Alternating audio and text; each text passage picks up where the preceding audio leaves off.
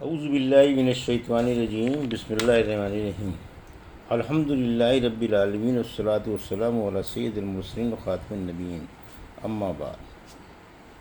صحیح بخاری، باب کتاب الوکالت، حدیث نمبر 2312، اردو ترجمہ۔ اگر وکیل کوئی ایسی بے کرے جو فاسد ہو تو وہ بے واپس کی جائے گی۔ ہم سے اسحاق بن راہویہ نے بیان کیا، ان سے یحییٰ بن صالح نے بیان کیا، ان سے معاویہ بن سلام نے بیان کیا، ان سے یحییٰ بن ابی کثیر نے بیان کیا کہ میں نے عقبۃ بن عبد الغافر سے سنا، اور انہوں نے ابو سعید خدری سے انہوں نے بیان کیا کہ بلال رضی اللہ عنہ نبی کریم صلی اللہ علیہ وسلم کی خدمت میں برنی کھجور یعنی کھجور کی ایک عمدہ قسم لے کر آئے۔ نبی کریم صلی اللہ علیہ وسلم نے فرمایا، یہ کہاں سے لائے ہو؟ انہوں نے کہا، ہمارے پاس خراب کھجور تھی، اس کی 2 صاع، اس کی 1 صاع کے بدلے میں دے کر ہم اسے لائے ہیں تاکہ ہم یہ آپ کو کھلائیں۔ آپ نے فرمایا، توبہ توبہ، یہ تو سود ہے، بالکل سود، ایسا نہ کیا کر۔ البتہ اچھی کھجور خریدنے کا ارادہ ہو تو خراب کھجور بیچ کر اس کی قیمت سے عمدہ خریدا کر۔ حدیث نمبر 2313، اردو ترجمہ۔ وقف کے مال میں وکالت اور وکیل کا خرچہ اور وکیل کا اپنے دوست کو کھلانا اور خود بھی دستور کے موافق کھانا۔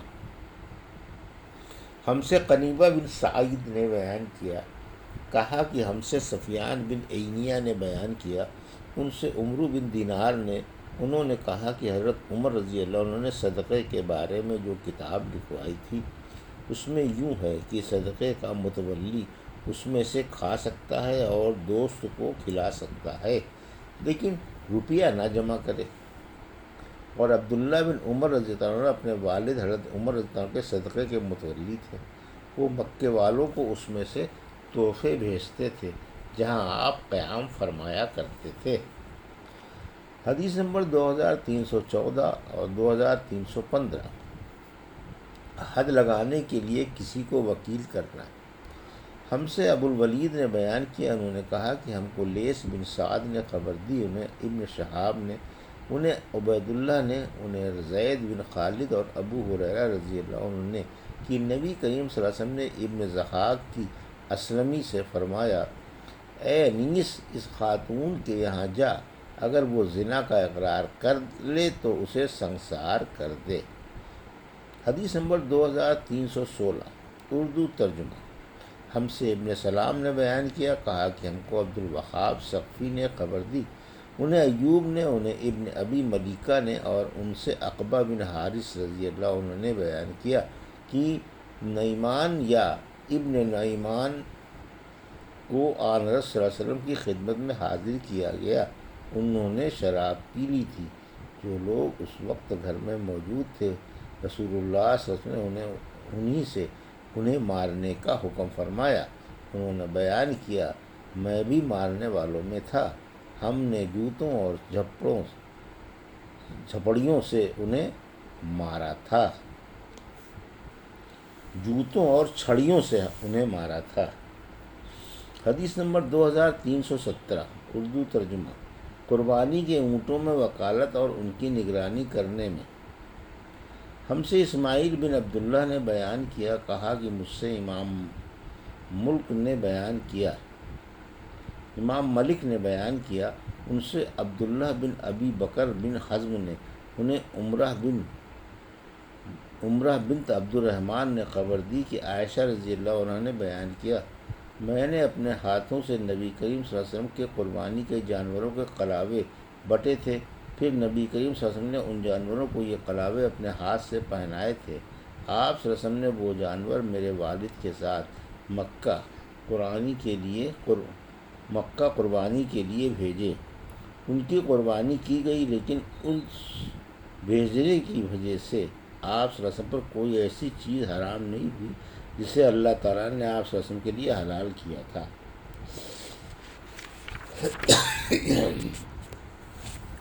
حدیث نمبر 2318، اگر کسی نے اپنے وکیل سے کہا کہ جہاں مناسب جانور اس سے خرچ کرو، جہاں مناسب جانو اسے خرچ کرو۔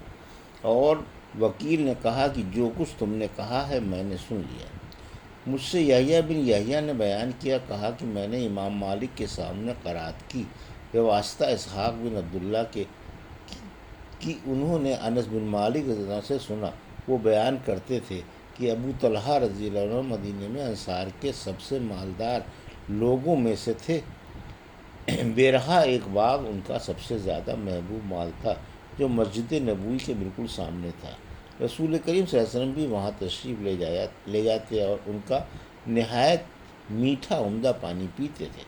پھر جب قرآن کی آیت لن تنالوا البر حتی تنفقوا مما تحبون اتری، تم نیکی کو ہرگز نہیں حاصل کر سکتے جب تک خرچ نہ کرو اللہ کی راہ میں وہ چیز جو تمہیں زیادہ پسند ہو، تو ابو طلحہ رضی اللہ عنہ رسول اللہ صلی اللہ علیہ وسلم کی خدمت میں آئے اور عرض کیا، یا رسول اللہ، اللہ تعالیٰ نے اپنی کتاب میں فرمایا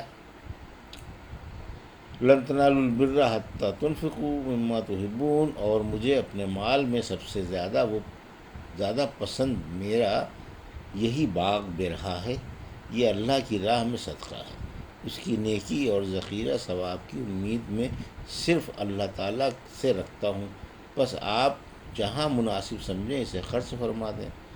آپ نے فرمایا، واہ واہ، یہ تو بڑا ہی نفع والا مال ہے، بہت ہی مفید ہے، اس کے بارے میں تم نے جو کچھ کہا وہ میں نے سن لیا، اب میں تو یہی مناسب سمجھتا ہوں کہ اسے تو اپنے رشتہ داروں میں ہی میں تقسیم کر دے۔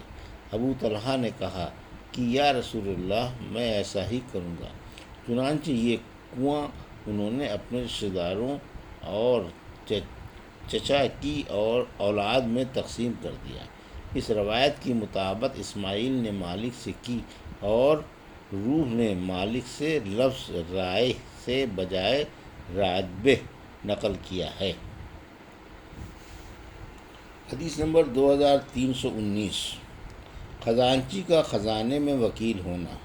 ہم سے محمد بن علاء نے بیان کیا، انہوں نے کہا ہم سے ابو اسامہ نے بیان کیا، انہوں نے کہا ہم سے برید بن عبداللہ نے، انہوں نے کہا کہ ہم سے ابو بردہ نے بیان کیا، اور ان سے ابو موسیٰ اشعری رضی اللہ عنہ نے بیان کیا کہ نبی کریم صلی اللہ علیہ وسلم نے فرمایا، امانت دار خزانچی جو خرچ کرتا ہے، بعض دفعہ یہ فرمایا کہ جو دیتا ہے حکم کے مطابق کامل اور پوری طرح جس چیز کے دینے کا اسے حکم ہو اور اسے دیتے وقت اس کا دل بھی خوش ہو، تو وہ بھی صدقہ کرنے والوں میں سے ایک ہے۔ یہ تھی صحیح بخاری باب کتاب الوکالہ کی حدیث نمبر 2312 سے 2319 کا اردو ترجمہ جو ابھی آپ نے سماعت فرمایا۔ اللہ سے دعا ہے کہ اللہ ہمیں ان حدیثوں کی صحیح سمجھ عطا فرما اور ان پر عمل کرنے کی توفیق عطا فرما، آمین یا رب العالمین۔